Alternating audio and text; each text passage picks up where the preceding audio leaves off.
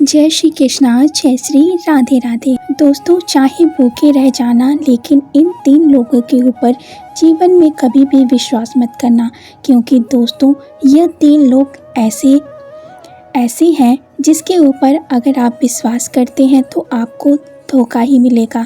दोस्तों, अगर आप जानना चाहते हैं कि वह 3 लोग कौन हैं जिसके ऊपर विश्वास करने पर आपको धोखा मिलता है, तो दोस्तों हम आपको एक सच्ची कहानी के माध्यम से बताने का पूरा प्रयास करेंगे कि वह 3 लोग कौन हैं जिसके ऊपर विश्वास करने पर आपको धोखा मिलता है।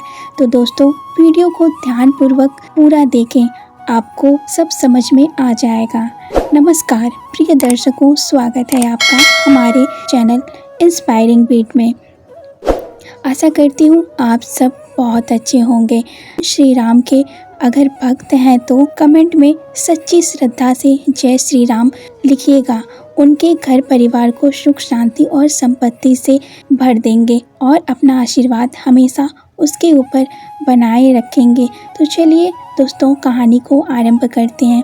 दोस्तों, एक बार माता सीता और श्री राम 14 वर्ष के वनवास के दौरान जंगल में कुटिया बनाकर रात्रि में विश्राम कर रहे थे।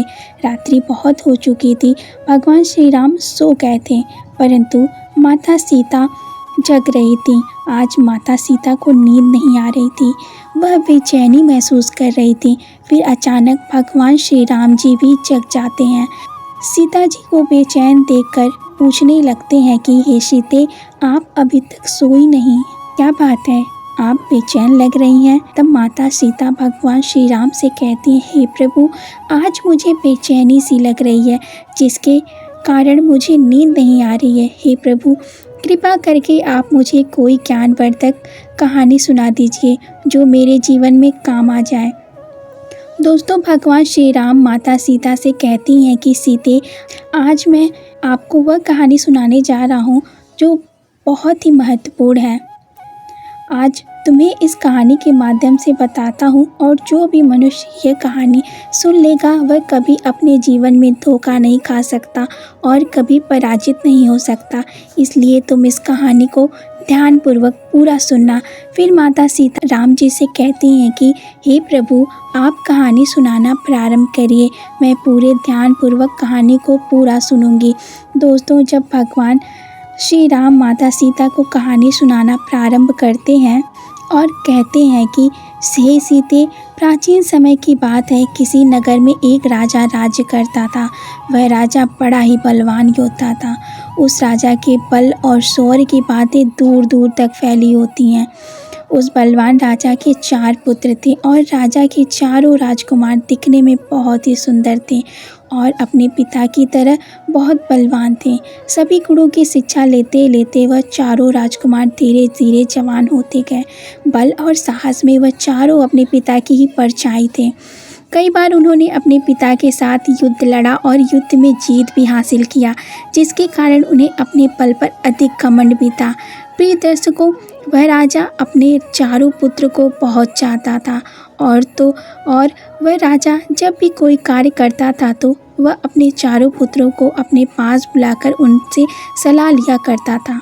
प्रिय दर्शकों, जो व्यक्ति अपने घर में अपने से छोटे की भी राय लेते हैं, उनके घर में कभी आपस में लड़ाई झगड़ा नहीं होता और कभी कभी अपने से छोटे उम्र के लोग भी बहुत ज्ञान की बातें बता दिया करते हैं। दर्शकों, धीरे धीरे चारों राजकुमार जब बड़े हो गए तो वह चारों जंगल में शिकार करने के लिए जाने लगे।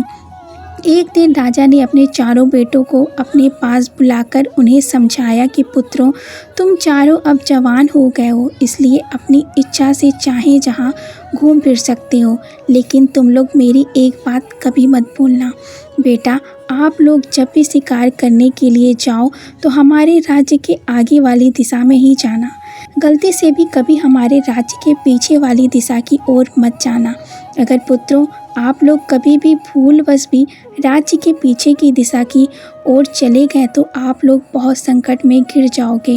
प्रिय दर्शकों, भगवान श्री राम माता सीता से आगे कहते हैं कि सीते, राजा के चारों पुत्र ने अपने पिता की बात को बड़े ध्यानपूर्वक सुना और राज्य के पीछे ना जाने का वचन दिया कि पिताजी, हम आपकी यह बात हमेशा याद रखेंगे।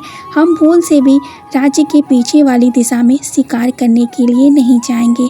प्रिय दर्शकों, भगवान श्री राम माता सीता से आगे कहते हैं कि सीते, अब अगला दिन होता है और हर दिन की तरह जब वह चारों राजकुमार अपने घोड़ों पर सवार होकर अपने पिता के आदेश के अनुसार राज्य के आगे वाली दिशा में शिकार करने के लिए जाने लगे और वहाँ चारों राजकुमार अब राज्य के पीछे वाली दिशा की ओर शिकार करने के लिए नहीं जाते थे। इसी प्रकार आगे तीनों दिशाओं में कई दिनों तक वह चारों शिकार करते रहे। प्रिय दर्शकों, एक दिन की बात है, राजा के चारों राजकुमार जब शिकार करने के लिए जंगल में गए तो पूरे दिन तो वह शिकार को ढूंढते रहे, लेकिन उन्हें कहीं कोई शिकार नहीं मिला। अब शिकार ढूंढते ढूंढते शाम हो जाती है तो वह चारों राजकुमार अपने महल में लौटने लगते हैं। पूरे दिन परिश्रम करने पर भी उन्हें कोई शिकार नहीं मिला था। अब वह चारों इस बात से बड़े दुखी थे। सुबह से धूप में शिकार को ढूंढते ढूंढते चारों राजकुमार अब बहुत थक चुके थे। भूख प्यास के कारण उनकी हालत और भी ज़्यादा खराब थी। वह चारों राजकुमार प्यास और थकान के कारण एक घने पेड़ के नीचे बैठकर कुछ विश्राम करने लगते हैं। चारों राजकुमार जब विश्राम कर रहे होते हैं तो उसी समय सबसे छोटा राजकुमार, जो स्वभाव से कुछ चंचल था, उसने अपने बड़े भाई से कहा कि बड़े भैया, एक बात मुझे बहुत परेशान कर रही है कि हमारे पिताजी ने हमें राज्य के आगे वाली दिशाओं में शिकार करने के लिए मना नहीं किया, तो फिर पिताजी ने हमें राज्य के पीछे वाली दिशा में शिकार करने की जाने से मना क्यों किया? आखिर क्या बात हो सकती है? पिताजी ने ऐसा क्यों कहा? हो ना हो इसके पीछे कोई बड़ी बात ही होगी। हमें तो लगता है हमारे पिता ने राज्य के आगे वाले सभी राजाओं को तो पराजित कर दिया होगा, लेकिन पिताजी राज्य के पीछे वाले राजा से युद्ध में ज़रूर हार गए होंगे, इसलिए उन्होंने हमें राज्य के पीछे जाने के लिए मना किया। तब बड़ा राजकुमार कहने लगा, नहीं भाई, ऐसा कदापि नहीं हो सकता। तो छोटा राजकुमार कहने लगा, भैया, मुझे तो कुछ ऐसा ही लगता है कि हमारे पिता राज्य के पीछे वाले राज्य से युद्ध में हार गए हैं और उसी राजा के डर की वजह से पिताजी ने हम लोगों से मना किया है कि हम राज्य के पीछे शिकार करने ना जाएं। मेरा तो मानना है कि कल सुबह हमें राज्य के पीछे वाली दिशा में चलकर देखना चाहिए और इस बात का पता लगाना चाहिए। वैसे भी हम चारों राजकुमार बलवान हैं और महान योद्धा भी हैं। हमें अपनी वीरता पर जरा भी संदेह नहीं करना चाहिए। अगर हम राज्य के पीछे वाली दिशा में जाएंगे तो राज्य में हमारी और भी अधिक प्रशंसा होगी। कल सुबह हम चारों राज्यों के पीछे वाली दिशा में ही जाएंगे और जाकर देखेंगे कि हमारी बात सत्य है या नहीं, कि राज्य के पीछे वाले राजा से हमारे पिता हार चुके हैं। प्रिय दर्शकों, भगवान श्री राम माता सीता से आगे कहते हैं कि सीते, छोटे राजकुमार की बात सुनकर बड़े राजकुमारों को भी लगने लगा कि शायद हमारे पिता उस राज्य से हार गए होंगे।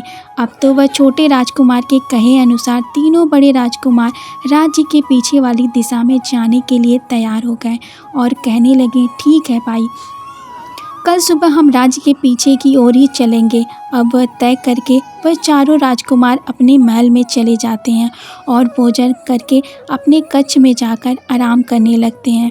इधर जब अगला दिन होता है, सुबह नींद से जाकर चारों राजकुमार अपने अपने घोड़ों पर बैठकर शिकार करने के लिए चल पड़ते हैं और जाते जाते उन्होंने अपने पिता से कहा, पिताजी, आज शिकार करने के लिए दूर से हमारे मित्र भी आ रहे हैं। हमें आज रात लौटने में कुछ देर हो सकती है। अगर ज़्यादा देर हो जाए तो आप चिंता मत करना। राजा ने कहा, मेरे बलवान बेटों, आपकी जैसी इच्छा। हमें आप चारों की वीरता पर पूरा विश्वास है, फिर भी आप महल में जल्दी लौटने का प्रयास करना। प्रिय दर्शकों, भगवान श्री राम माता सीता से आगे कहते हैं कि सीते, अपने पिता से इतना कहकर वह चारों पुत्र शिकार करने के लिए निकल पड़ते हैं। आज वह चारों राज्य के आगे ना जाकर राज्य के पीछे वाली दिशा में चल दिए और कुछ देर चलने के बाद वह अपने राज्य की सीमा से बाहर निकल गए। सीमा पार करके चारों राजकुमार अपने राजसी घोड़े तो वहीं छोड़ दिए और वह अपने वेश बदलकर आगे के लिए चलने लगे। चारों राजकुमार पैदल पैदल चलते हुए जंगल के मार्ग से चलते जा रहे थे। कई घंटों तक पैदल चलने के बाद वह बहुत दूर निकल आए थे और एक घने जंगल में जा पहुँचे थे। उस घने जंगल में उन्हें दूर दूर तक कोई गांव नहीं दिखा। पैदल चलते चलते उन चारों राजकुमार को बहुत जोर की प्यास भी लगने लगी थी। अब चारों राजकुमार एक छायादार पेड़ के पास में बैठकर आराम करने लगते हैं। उनकी प्यास अब बढ़ती ही जा रही थी और इधर धीरे धीरे सूरज ढल चुका था। जंगल में बहुत अंधेरा हो गया था। तभी छोटा राजकुमार उस पेड़ पर ऊपर चढ़कर बैठ जाता है तो छोटे राजकुमार को उस जंगल में कुछ दूर पर एक घर दिखाई देता है। कुछ दूरी पर एक कच्चा घर बना हुआ था और घर के बाहर आग भी जल रही थी और उसके पास में जलती हुई आग भी उसे दिख रही थी। यह देखकर छोटा राजकुमार पेड़ से नीचे उतरता है और कहता है, बड़े भैया आप चिंता मत करो, आपकी प्यास बुझने वाली है। मैंने देख लिया है कि अब तीनों बड़े राजकुमारों ने पूछा, क्या भाई तुमने ऐसा क्या देख लिया है जो इतना खुश हो रहे हो। तब छोटा राजकुमार कहता है, बड़े भैया मैंने देखा है कि यहाँ से कुछ दूरी पर एक कच्चा घर है और वहाँ पर आग भी जल रही है। अगर हम चारों उस घर तक पहुँच जाएं तो वह हमें पानी ज़रूर मिल सकता है। प्रिय दर्शकों, भगवान श्री राम माता सीता से आगे कहते हैं कि सीते राजकुमार की ऐसी बात सुनकर तीनों राजकुमार बहुत प्रसन्न होते हैं और अपने छोटे भाई को गले लगा लेते हैं। अब वह चारों उसी जगह पर पहुंच जाते हैं जहां पर कच्चा घर बना हुआ था। उस घर के बाहर एक कुआं भी दिखाई दे रहा था। कुएं को देखकर चारों भाई खुशी से उछलने लगते हैं। अब तो वह खूब सारा पानी पिएंगे। प्रिय दर्शकों, भगवान श्री राम माता सीता से आगे कहते हैं कि सीते जब उन्होंने कुएं के अंदर झांक कर देखा तो उस कुएं में पानी तो भरा हुआ था लेकिन पानी बहुत नीचे था। कुएं के पास एक बाल्टी रखी हुई थी मगर उस बाल्टी में रस्सी नहीं थी। अब वह चारों भाई सोचने लगे कि भाई पानी तो मिल गया है लेकिन बिना रस्सी का जल निकालें कैसे। अगर यह जल हम लोगों को नहीं मिला तो प्यास के मारे हमारी मृत्यु यहीं हो जाएगी। तब बड़े भाई ने छोटे भाई से कहा, मैं घर में जाकर पूछता हूँ, कोई ना कोई तो इस घर में ज़रूर रहता होगा। जब घर के बाहर कुआं है तो फिर घर के अंदर रस्सी भी होगी। तुम जल्दी से जाओ और उस घर से रस्सी मांग कर लाओ। प्रिय दर्शकों, भगवान श्री राम माता सीता से आगे कहते हैं कि सीते वह तीनों राजकुमार वहीं कुएं के पास बैठ गए और छोटा राजकुमार रस्सी लेने के लिए उस घर के द्वार पर चला गया। जब वह राजकुमार घर के पास में पहुंचा और आवाज़ लगाई कि अंदर कोई है, सुनिए हमें रस्सी दे दीजिए ताकि हम कुएं से पानी निकाल सकें।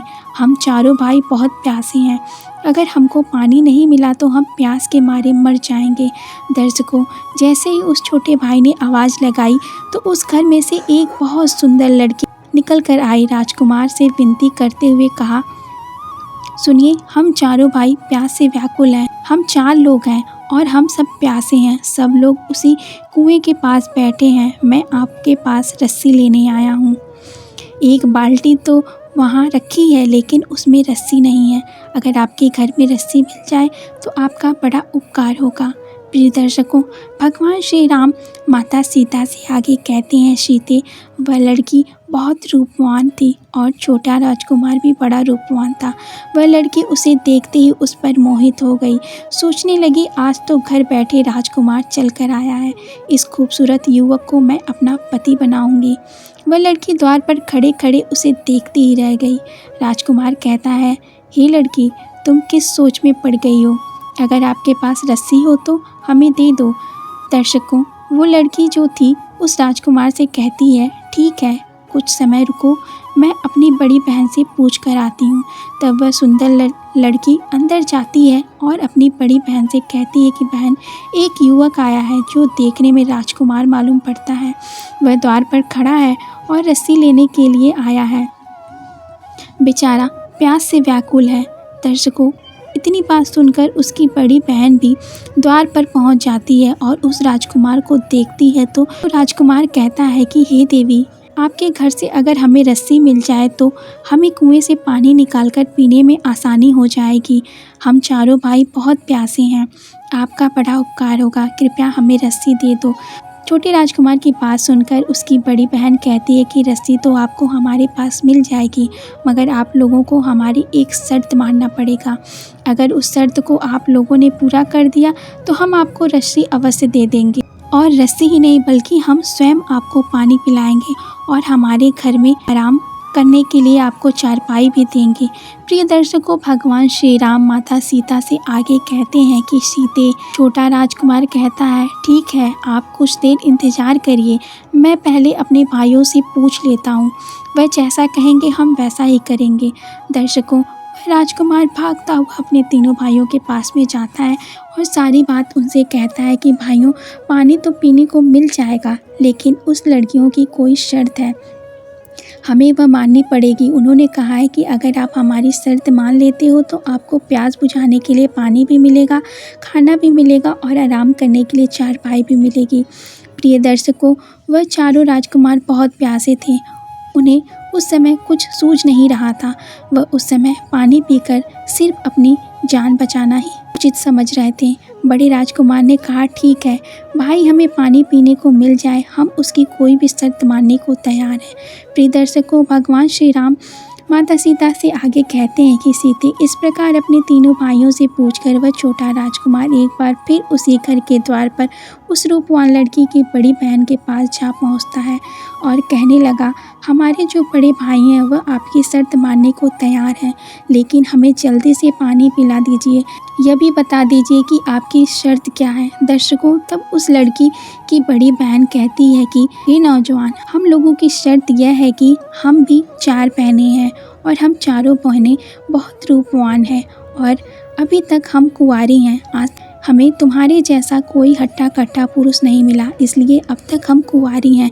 अगर तुम चारों भाई हम चारों बहनों से विवाह कर लो तो हम अपने घर में बैठाकर तुम्हें पानी पिलाएंगे, स्वादिष्ट खाना भी खाने को देंगे और यहाँ आराम करने के लिए भी तुम्हें चारपाई भी देंगे। प्रिय दर्शकों, भगवान श्री राम माता सीता से आगे कहते हैं, सीते, लड़की की इतनी बात सुनकर छोटा राजकुमार हैरान रह गया। वह सोचने लगा कि यह कैसी शर्त है, बिना माता पिता की आज्ञा के हम चारों भाई विवाह कैसे कर सकते हैं।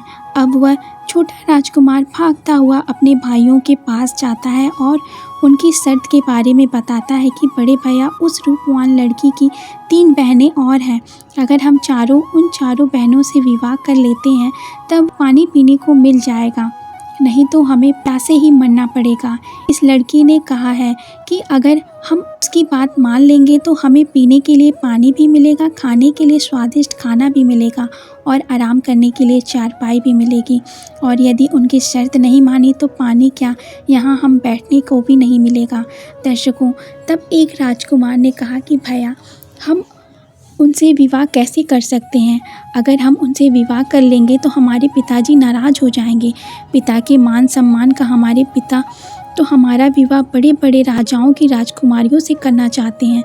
तब बड़ा राजकुमार कहने लगा, सुनो भाइयों, अगर हम जीवित बच पाएंगे तभी तो हमारे पिता हम लोगों का विवाह कर पाएंगे। अगर आप लोग यह भूल गए हैं कि अगर हम लोगों को जल्दी से पानी नहीं मिला तो हम वैसे भी मर जाएंगे, अब जो हो देखा जाएगा, पहले पानी पी करके अपनी प्यास बुझाते हैं, उसके बाद देखते हैं कि पिताजी को क्या कहना है। और वैसे भी हम राजकुमार हैं, एक राजा के पुत्र हैं, हम एक नहीं कई विवाह कर सकते हैं, इसमें कोई समस्या की बात नहीं है, इसलिए पहले यहाँ इनसे विवाह कर लेते हैं और पानी पीकर अपनी जान बचाते हैं। प्रिय दर्शकों, भगवान श्री राम माता सीता से आगे कहते हैं कि सीते, चारों राजकुमार छूटे व चारों सुंदर लड़कियों से विवाह करने के लिए तैयार हो जाते हैं। अब तो वह चारों राजकुमार उन चारों बहनों के घर जाते हैं और उन चारों कन्याओं से कहते हैं कि हमें आप लोगों की शर्त स्वीकार है, आप हमें पानी पिला दो। दर्शकों, यह सुनकर वह चारों बहनें खुश हो जाती हैं।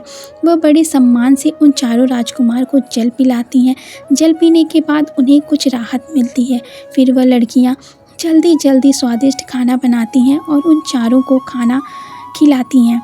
दर्शकों, खाना खिलाने के बाद वह लड़की क्या कहती है, राजकुमारों, हम विवाह की तैयारी कर लेते हैं, तब तक आप चारों विवाह के लिए तैयार हो जाइए। दर्शकों, जब चारों राजकुमार पानी पी लेते हैं तो बीच वाले राजकुमार के मन में आता है कि हमें जिसकी ज़रूरत थी वह हमें तो मिल ही गया, अब हम इनकी कोई शर्त भी नहीं माने तो यह हमारा क्या कर सकती हैं। हम चारों इतने बलवान हैं, इन कोमल लड़कियों को उठाकर पटक देंगे। अब यही सोचकर बीच वाला राजकुमार कहता है कि लड़कियों, हमें तुमसे कोई विवाह नहीं करना है। हमने तो पानी पीने के लिए तुमसे कह दिया था, परंतु हम अपने पिताजी से पूछे बिना विवाह नहीं कर सकते। अब हम यहाँ से जा रहे हैं। दर्शकों, उस राजकुमार की ऐसी बातें सुनने के बाद वह लड़कियाँ अपने असली रूप में आ जाती हैं और वह एक राक्षसी थी। उनके बड़े बड़े नाखून थे और उनके बड़े बड़े दांत थे। उनका ऐसा रूप देखकर चारों राजकुमार डर जाते हैं और कहते हैं कि लड़कियों, हमें माफ़ कर दो, हम तुमसे विवाह करने के लिए तैयार हैं। दर्शकों, बड़ा राजकुमार अपने भाइयों को समझाता है और कहता है कि यह राक्षसी हैं, अगर हमने उनकी बात नहीं मानी तो यह हमको मार डालेंगे। प्रिय दर्शकों, भगवान श्री राम माता सीता से आगे कहते हैं कि हे सीते, अब तो उन चारों का विवाह हो जाता है। और विवाह करके वहाँ लड़कियाँ बड़ी खुश थीं। वह अपने अपने पति के साथ खूब मौज मस्ती करती थीं और अपने पतियों को रोज़ स्वादिष्ट भोजन बनाकर खिलाया करती थीं। दर्शकों, इस प्रकार कई दिन निकल जाते हैं। पत्नियों के हाथ का स्वादिष्ट भोजन खाकर चारों राजकुमार खूब मोटे ताजे हो जाते हैं। चारों राजकुमारों के चेहरे पर अलग ही तेज चमक रहा था। तभी तीनों बड़े राजकुमार देखते हैं कि हमारा छोटा भाई सूख चुका है और इतना स्वादिष्ट भोजन मिलने के बाद भी यह इतना पतला होता जा रहा है। तब बड़ा राजकुमार अपने छोटे भाई से पूछता है कि भाई, तुम्हें क्या हो गया है? तुम्हारी तबीयत खराब है क्या? इतना स्वादिष्ट भोजन हमें यहाँ मिलता है लेकिन तुम उसके बाद भी सूखते ही जा रहे हो, क्या तुम्हें कोई तकलीफ़ है? तब छोटा राजकुमार बताता है कि भैया, मेरी पत्नी मुझे प्रेम से खाना नहीं खिलाती है। मैं जब भी उसके साथ खाना खाने बैठता हूँ तो वह दूसरी ओर मुँह करके रोने लगती है और उसको रोता देखकर मुझसे खाना नहीं खाया जाता है और भूखा रह जाता हूँ, इसलिए मैं इतना सूख चुका हूँ। मुझे समझ में नहीं आता है कि मेरी पत्नी क्यों रोती है और वह बताती भी नहीं है। दर्शकों, तब उसका बड़ा भाई कहता है, यानी बड़ा राजकुमार कहता है कि भाई, ज़रूर कोई तो वजह होगी, तुम्हारी पत्नी ऐसा क्यों रोती है? वह तुम्हें खाना खिलाते समय ही क्यों रोती है? इसका ज़रूर कोई कारण होगा, तुम्हें उससे पूछना चाहिए कि वह क्यों रोती है। तब वह छोटा राजकुमार कहता है कि भैया, मैंने उससे 1000 बार पूछा है, परंतु वह मुझे नहीं बताती है कि वह क्यों रोती है। वह बस इतना बोल देती है कि मेरी आदत है रोने की, जब भी मेरा रोने का मन होता है तो मैं रोने लगती हूँ। वह ऐसे ही कोई ना कोई बहाना बना देती है, परंतु वह बताती नहीं है कि मेरे खाना खाते समय वह क्यों रोती है। और भैया, मेरे सूखकर पतले होने का एक और कारण है कि मुझे अपने घर की बहुत याद आती है। मुझे पिताजी और माता की बहुत याद आती है। प्रिय दर्शकों, भगवान श्री राम माता सीता से आगे कहते हैं कि सीते, तब तक बीच वाला राजकुमार कहता है कि भाई, मैं तुम्हें एक योजना बताता हूँ। आज जब तुम खाना खाने बैठो तो तुम अपनी पत्नी से कहना कि जब तक तुम मुझे अपने रोने का कारण नहीं बताओगी तब तक मैं खाना नहीं खाऊंगा और भूखा ही मर जाऊंगा। तब छोटा राजकुमार कहता है कि अरे भैया, मुझे भूखा नहीं मरना है, वैसे ही तो मैं इतना पतला हो चुका हूँ, अगर मैंने खाना नहीं खाया तो मैं सच में मर जाऊँगा।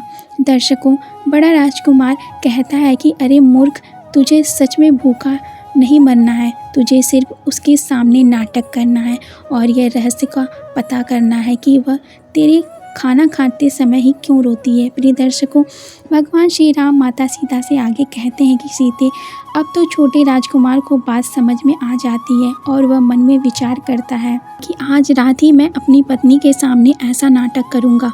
दर्शकों, अब धीरे धीरे रात हो जाती है और उसकी पत्नी अपने पति के लिए खाना लेकर कमरे में आती है और वह छोटा राजकुमार खाना खाने लगता है। तभी उसकी पत्नी दूसरी ओर मुँह करके रोने लगती है। तब वह राजकुमार पूछता है कि हे प्रिय, तुम क्यों रो रही हो? जब भी मैं खाना खाता हूँ तो तुम क्यों रोती हो? आज तुम्हें बताना ही होगा। तब उसकी पत्नी कहती है कि पिया जी, आप खाना खा लीजिए, मेरी तो आदत है, मेरा जब भी मन होता है तो मैं थोड़ा रो लेती हूँ। दर्शकों, लेकिन वह छोटा राजकुमार समझ रहा था कि यह मेरी पत्नी मुझसे झूठ बोल रही है। तब वह कहता है कि हे प्रिय, आज तो तुम्हें बताना ही होगा कि तुम क्यों रोती हो। अगर तुमने नहीं बताया तो मैं भूखा ही मर जाऊंगा, मैं अन्न का एक दाना भी नहीं खाऊंगा। दर्शकों, तब वह राजकुमारी की पत्नी कहती है कि अरे पिया जी, आप ऐसा मत करिए, आप मर जाएंगे तो फिर मेरा क्या होगा। मैं आपसे बहुत प्रेम करती हूँ। चलिए मैं अपने रोने का कारण आपको बता देती हूँ। दर्शकों, अब तो वह राजकुमार की पत्नी उसे अपने रोने का कारण बताने लगती है। वह कहती है कि मेरे रोने का कारण यह है कि मेरी जो बहनें हैं यह एक राक्षसी हैं और मैं भी एक राक्षसी हूँ। मेरी बहनें रोज जंगल में जाती हैं और अपने खाने के लिए मांस लेकर आती हैं। अलग अलग जानवरों का मांस वे रोज खाती हैं और जीवित रहती हैं। पिया जी, इस बात को लेकर चिंतित हूँ कि जिस दिन उन्हें जंगल में किसी जानवर का मांस नहीं मिलेगा उस दिन वह आपके भाइयों को खा जाएंगे और आपके तीनों भाई मारे जाएंगे। आप अपने भाइयों से बहुत प्रेम करते हैं तो यह देखकर आपको बहुत बुरा लगेगा और हो सकता है कि उसके कारण आप मुझसे प्रेम करना छोड़ देंगे। मैं आपके साथ कभी ऐसा नहीं करूँगी क्योंकि मैं आपसे बहुत प्यार करती हूँ, परंतु मेरी जो तीनों बहनें हैं वह किसी से सच्चा प्यार नहीं करती हैं। उन्हें जिस दिन अपनी भूख मिटाने के लिए भोजन नहीं मिलेगा तो वह अपने पतियों को ही खा जाएंगी। इसी बात को लेकर मैं बड़ी चिंतित हूँ कि कहीं मेरी बहनों के कारण मुझे आपसे दूर ना होना पड़े, कहीं आप मेरा त्याग ना कर दें। प्रिय दर्शकों, तब वह छोटा राजकुमार कहता है कि प्रिय, अगर ऐसी बात है इसका मतलब है कि हमारे भाइयों के प्राण संकट में हैं और कभी भी उनकी पत्नियां उन्हें अपना भोजन बना सकती हैं। क्या तुम्हारी बहनों से बचने का कोई रास्ता नहीं है? तब उसकी पत्नी कहती है कि पिया जी, मैं आपको और आपके भाइयों को मेरी बहनों से बचा सकती हूँ, परंतु मेरी एक शर्त है और आप चारों भाइयों को मेरी शर्त मानना होगा। अगर आप मेरी शर्त मान जाते हैं तो मैं आप चारों भाइयों को अपनी बहनों के हाथों मरने से बचा लूँगी। प्रिय दर्शकों, भगवान श्री राम माता सीता से कहते हैं कि हे सीते, अब अपनी पत्नी की बात सुनने के बाद वह छोटा राजकुमार कहता है कि प्रिय, मैं अपने तीनों भाइयों से पूछ कर आता हूँ। अगर वह तुम्हारी इस शर्त मानने के लिए तैयार होंगे तो मैं आकर तुम्हें बताऊँगा। प्रिय दर्शकों, भगवान श्री राम माता सीता से आगे कहते हैं कि हे सीते, अब वह तीनों बहनें अपने भोजन की तलाश में जंगल के लिए निकल जाती हैं और वह छोटे राजकुमार की जो पत्नी थी वह नहीं जाती है। इधर छोटा राजकुमार अपने 3 बड़े भाइयों से सलाह मशवरा करने के लिए आता है और कहता है कि बड़े भैया, मेरी बात ध्यान से सुनो। मेरी पत्नी ने बताया है कि वह क्यों रोती है। उसके रोने का कारण यह है कि जो तीनों बहनें हैं वह एक राक्षसी हैं और वह जंगल में अपने खाने के लिए मांस लेकर आती हैं। मेरी पत्नी ने कहा है कि जिस दिन उन्हें जंगल में खाने के लिए मांस नहीं मिलेगा उस दिन वह आप तीनों को मारकर खा जाएंगे और इसलिए हम सभी के प्राण संकट में हैं। कभी भी हमारी पत्नियां हमें मार सकती हैं। दर्शकों, तब तक वह राजकुमार कहता है कि भाई, इस संकट से बचने का कोई रास्ता जरूर होगा। तुम अपनी पत्नी से पूछो कि क्या हम इन राक्षसों से बचकर भाग सकते हैं। तब वो छोटा राजकुमार कहता है कि भैया, मैंने अपनी पत्नी से पूछ लिया है। उसने बताया है कि वह हमें मरने से बचा लेगी, परंतु उसकी एक शर्त है। दर्शकों, तब बीच वाला राजकुमार कहता है कि अरे भाई, तो उस दिन भी एक शर्त लेकर आया था और तेरी उस शर्त के कारण आज हम इतनी बड़ी मुसीबत में फंस गए हैं। अब आज फिर तू एक शर्त लेकर आया है, जाकर अपनी पत्नी को कह दे कि हम उनकी कोई शर्त नहीं मानेंगे। तब बड़ा राजकुमार कहता है कि अरे भाई, यह समय आपस में लड़ाई झगड़ा करने का नहीं है। अगर हमारे प्राण संकट में हैं और वह हमारे प्राण बचा सकती है तो हमें उसकी शर्त मान लेना चाहिए। तो वह बड़ा राजकुमार कहता है कि भाई, हम तुम्हारी पत्नी की शर्त मानने के लिए तैयार हैं। जाकर अपनी पत्नी से कह दो कि वह हम सबके प्राण बचा ले। अब वह छोटा राजकुमार अपने कमरे में जाता है और अपनी पत्नी से कहता है कि प्रिय, भैया ने कहा है कि हम तुम्हारी शर्त मानने के लिए तैयार हैं। अब तुम हमें बताओ कि क्या करना होगा और तुम्हारी शर्त क्या है। प्रिय दर्शकों, भगवान श्री राम माता सीता से आगे कहते हैं कि सीते, वह कहती है कि पिया जी, मेरी बस एक ही शर्त है कि मैं आपके साथ अपना जीवन बिताना चाहती हूँ। मरते दम तक मैं आपके साथ रहना चाहती हूँ, इसलिए आपको अपने साथ साथ मेरे प्राण भी बचाना होगा। यही मेरी शर्त है।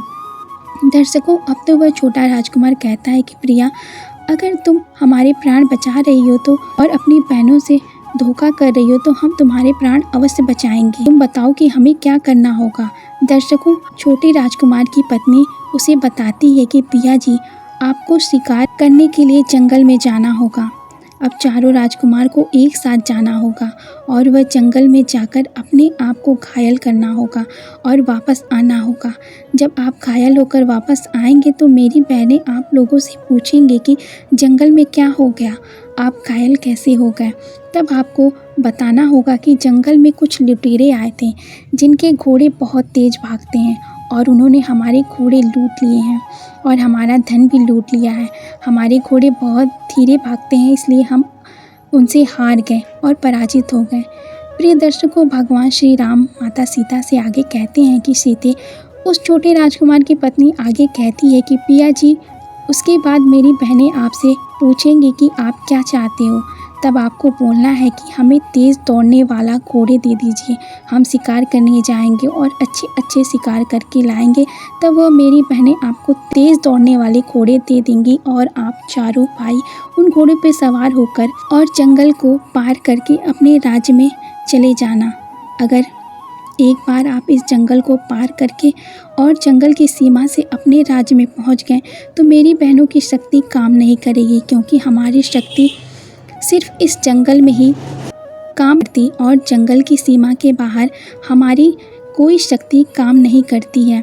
अगर आप एक बार इस जंगल को पार कर लिया तो मेरी बहन आपको कुछ नहीं बिगाड़ पाएगी और आपके प्राण बच जाएंगे। प्रिय दर्शकों, भगवान श्री राम माता सीता से आगे कहते हैं कि सीते, अब तो छोटे राजकुमार को अपनी पत्नी की बात समझ में आ गई थी।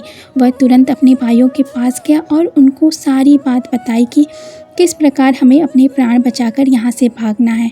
अब तो चारों राजकुमार पूरी योजना को समझ गए थे। अगले ही दिन राजकुमार शिकार करने का बहाना करके जंगल में चले जाते हैं और जंगल में जाकर एक दूसरे को घायल कर देते हैं। प्रिय दर्शकों, एक दूसरे को घायल करने के बाद चारों राजकुमार वापस घर पर आते हैं। जब उनकी पत्नियां देखती हैं कि उनके पति बहुत घायल हैं और रक्त बह रहा है तो वो पूछती हैं कि आपकी ऐसी हालत किसने की है, इस जंगल में ऐसी किसकी हिम्मत है जो हमारे पति के साथ ऐसा किया है। तब वह चारों राजकुमार बताते हैं कि जंगल में आज लुटेरे आए थे और उनके घोड़े बहुत तेज़ दौड़ रहे थे। उन्होंने हमारे घोड़े लूट लिए और हमारा धन लूट गए और हमारे घोड़े बड़े धीरे दौड़ते हैं, इसलिए हम उनसे पराजित हो गए। दर्शकों, अब वह पत्नियां पूछने लगीं कि पिया जी बताइए, हम आपकी क्या सहायता कर सकते हैं। अगर आप चाहें तो हम उन लुटेरों को मारकर आपके सामने आपके चरणों में लाकर रख सकते। तब वह राजकुमार कहते हैं कि नहीं प्रिय, आप एक स्त्री हो, अगर हमारे शत्रु को आप दंड दोगी तो इससे हमारी बदनामी होगी। सब कहेंगे कि राजकुमार बड़े ही कमज़ोर हैं जो अपने शत्रु को अपनी स्त्री से पिटवा रहे हैं। तब वह पत्नियां कहती हैं कि बताइए स्वामी, अगर हम आपकी ऐसे सहायता नहीं कर सकते हैं तो फिर हम आपके लिए क्या कर सकते हैं। तब वह राजकुमार कहते हैं कि प्रिय, हमारे घोड़े तो चले गए, अब कल फिर हम लुटे जाएंगे। अगर आप हमें अपने तेज़ दौड़ने वाले घोड़े दे दें तो बड़ी सहायता होगी। हम जंगल से आपके लिए अच्छे अच्छे शिकार करके लाएंगे। प्रिय दर्शकों, भगवान श्री राम माता सीता से आगे कहती हैं कि सीते, राजकुमार की इतनी बात सुनने के बाद उनकी पत्नियां विचार करती हैं और सोचती हैं कि ठीक ही कह रहे हैं, अगर ये अच्छे अच्छे शिकार करके लाएंगे तो हमारे भी पेट भरता रहेगा। तब वह बड़ी राक्षसी अपनी छोटी बहन से कहती है कि बहन जाओ और चारों राजकुमारों को हमारे सबसे तेज़ दौड़ने वाले घोड़े दे दो। अब वह छोटी राक्षसी चारों राजकुमारों को लेकर बगीचे में जाती है और सबसे तेज़ दौड़ने वाले घोड़े उन्हें दे देती है और कहती है जितनी जल्दी हो सके आप इस जंगल की सीमा को पार कर जाओ। दर्शकों, अब तो वह चारों राजकुमार उस छोटी वाली राक्षसी का बहुत बहुत धन्यवाद करते हैं। वह कहते हैं कि आपने हमारी जान बचाई है, उसके लिए हम आपके आभारी हैं। तब वह राक्षसी कहती है कि राजकुमारों, मैंने आपकी जान तो बचा ली है, परंतु आपको मेरी शर्त तो याद है ना, आपको भी मेरी जान बचानी होगी। अगर कोई आपसे पूछे कि आपको यहाँ से बचाने का रास्ता किसने बताया तो आप मौन रहेंगे और मेरा नाम मत लीजिएगा। अगर आपने बताया कि मैंने ही आपकी सहायता की है तो मेरी बहनें मुझे जिंदा खा जाएंगी। प्रिय दर्शकों, भगवान श्री राम माता सीता से आगे कहते हैं कि सीते, चारों राजकुमार कहते हैं हम आपकी जान अवश्य बचाएंगे। हम किसी को नहीं बताएंगे कि हमें यहाँ से भगाने का रास्ता आपने बताया है। दर्शकों, अब तो वह चारों राजकुमार जाकर अपने अपने कमरे में सो जाते हैं और आराम करने लगते हैं। वह सभी इस बात को सोचकर बड़ी प्रसन्न थे कि कल हम इस नर्क से ऐसे ज़िंदगी से मुक्त होकर अपने राज्य पहुँचेंगे, अपने पिताजी से मिलेंगे। अब अगला दिन होता है और वह चारों राजकुमार तेज़ दौड़ने वाले घोड़े लेकर शिकार करने के लिए चले जाते हैं। दर्शकों, इधर तीनों राक्षसी को नहीं पता था कि हमारे पति अब वापस नहीं आने वाले। वह चारों राजकुमार अपने घोड़े को भगाते हुए और शाम तक जंगल की सीमा पार कर जाते हैं। इधर शाम के समय जब राक्षसी देखती है कि अंधेरा हो गया है परंतु हमारे पति अभी तक नहीं आए हैं, तो वह अपनी छोटी बहन से कहती हैं कि जाओ और देख कर आओ कि वह चारों राजकुमार कहाँ हैं। दर्शकों, छोटी राक्षसी को तो पता ही था कि वह चारों यहाँ से भाग चुके हैं और अब तक जंगल की सीमा पार कर गए होंगे। वह थोड़ी दूर जाती है और घूमकर आ जाती है और कहती है कि बहन, वह चारों तो यहाँ है ही नहीं, लगता है वह भाग गए। तब वह तीनों राक्षसी क्रोध में आ जाती हैं और अपने बड़े बड़े नाखून निकालती हैं और अपनी बड़ी बड़ी आंखें लेकर जंगल की ओर चल पड़ती हैं। जंगल में चलते चलते वह जंगल की सीमा तक पहुंच जाती हैं और देखती हैं कि वह चारों राजकुमार सीमा की दूसरी ओर पहुंच गए हैं और अब हम उनका कुछ नहीं बिगाड़ सकते हैं। दर्शकों, यह देखकर बड़ी वाली राक्षसी को बड़ा क्रोध आता है। वह कहती है कि राजकुमारों, अब तो आप बच गए हो, अब हम आपको कुछ नहीं बिगाड़ सकते हैं, परंतु जाते जाते हम एक बात बता दीजिए कि यहाँ से भागने का रास्ता आपको किसने बताया था? आपको कैसे पता चला कि जंगल की सीमा पार हमारी शक्ति काम नहीं करती? दर्शकों, तीनों जो बड़े राजकुमार थे वह सोचते हैं कि हम तो अपने प्राण बचा ही चुके हैं, अब हमें छोटी वाली राक्षसी से क्या लेना देना। चलो इन्हें बता देते हैं कि तुम्हारी ही छोटी बहन ने तुम्हारे साथ विश्वासघात किया है और हमारे प्राण बचाए हैं। तो दर्शकों, तीनों बड़े राजकुमार बताने वाले होते हैं, तभी वह छोटा राजकुमार कहता है कि भैया, कृपा करके आप ऐसा मत करिए, मेरी पत्नी हम सबके प्राण बचाए हैं और अंत में हम उसके साथ विश्वासघात नहीं कर सकते। अगर हम ऐसा करेंगे तो हमें बहुत पाप लगेगा। प्रिय दर्शकों, भगवान श्री राम माता सीता से आगे कहते हैं कि सीते, लेकिन वह तीनों बड़े राजकुमार बहुत ही क्रोध में थे और बहुत ही दुष्ट थे। वह अपना वचन भूल गए थे जो उन्होंने उस छोटी राक्षसी को दिया था। वह जंगल की सीमा के उस पार से चिल्लाते हैं कि हे राक्षसी, तुम्हारी छोटी बहन ने ही तुम्हारे साथ विश्वासघात किया है और उसी ने हमें तुमसे बचने का रास्ता बताया है। अब तो यह बात जानकर राक्षसी बहुत क्रोधित हो जाती हैं और तुरंत अपनी छोटी बहन पर टूट पड़ती हैं और उसे नोच नोच कर खा जाती हैं। यह देखकर वह छोटा राजकुमार बहुत दुखी होता है और रोने लगता है। वह कहता है कि भैया, आपने ऐसा क्यों किया? इसने हमारे प्राण बचाए थे, आपको ऐसा नहीं करना चाहिए था। तब वह बड़े राजकुमार कहते हैं कि अरे मूर्ख, इससे हमारा कोई लेना देना नहीं है, यह एक राक्षसी थी, तो इससे इतना प्रेम क्यों करने लगा है? तो हमारे राज्य में चल, पिताजी बहुत सुंदर राजकुमारी से विवाह कराएंगे।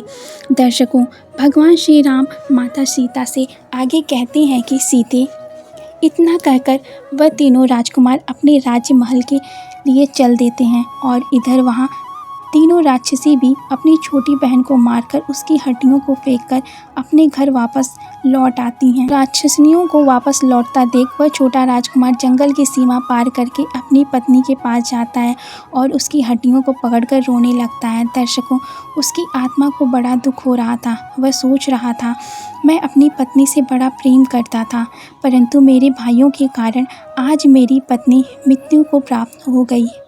प्रिय दर्शकों, भगवान श्री राम माता सीता से आगे कहते हैं कि हे सीते, अब मैं तुम्हें 3 बातें बताता हूँ और जो भी मनुष्य 3 बातों को याद रखेगा वह कभी अपने जीवन में धोखा नहीं खा सकता, कभी पराजित नहीं हो सकता। मनुष्य को यह याद रखना चाहिए कि यह 3 लोग धोखा अवश्य देते हैं। नंबर 1, शराबी और नशेबाज आदमी।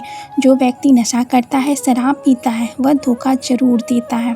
उसे किसी भी चीज़ का आभास नहीं होता। वह अपने नशे में ना जाने क्या क्या बोलता रहता है और वह अपने फ़ायदे के लिए किसी को भी धोखा दे सकता है। नंबर 2, वासना में अंधा मनुष्य। प्रिय दर्शकों, भगवान श्री राम माता सीता से आगे कहते हैं कि सीते, वासना में अंधा मनुष्य को कुछ नहीं दिखता, वह अपने कुल का, अपने परिवार का नाश होते हुए भी देख सकता है, परंतु उसे अपनी वासना की पूर्ति करनी होती है, जिसके लिए वह किसी को भी धोखा दे सकता है। वासना में अंधा मनुष्य कभी किसी का सगा नहीं हो सकता। नंबर 3, कपटी और दुष्ट मनुष्य। ये दर्शकों, कपटी मनुष्य हमेशा कपट से भरा रहता है। वह किसी को खुश होता हुआ नहीं देख सकता है।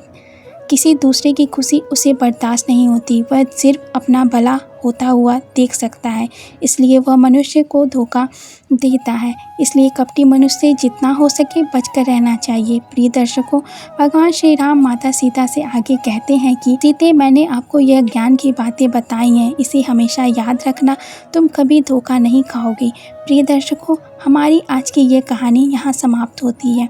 हम उम्मीद करते हैं कि आपको हमारी आज की ये कहानी, यह वीडियो पसंद आया होगा और आप इसे ढेर सारी प्रेरणा लेंगे। प्रिय दर्शकों, आपको हमारी आज की ये कहानी पसंद आई हो तो हमारे चैनल को लाइक और सब्सक्राइब ज़रूर कर दीजिएगा। और दोस्तों, अगर आप भी मेरी तरह भगवान श्री राम के भक्त हैं तो कमेंट बॉक्स में सच्ची श्रद्धा से जय श्री राम अवश्य लिखिएगा। और हमारे चैनल पर नए आए हैं तो हमारे चैनल को लाइक और सब्सक्राइब ज़रूर से कर दीजिएगा।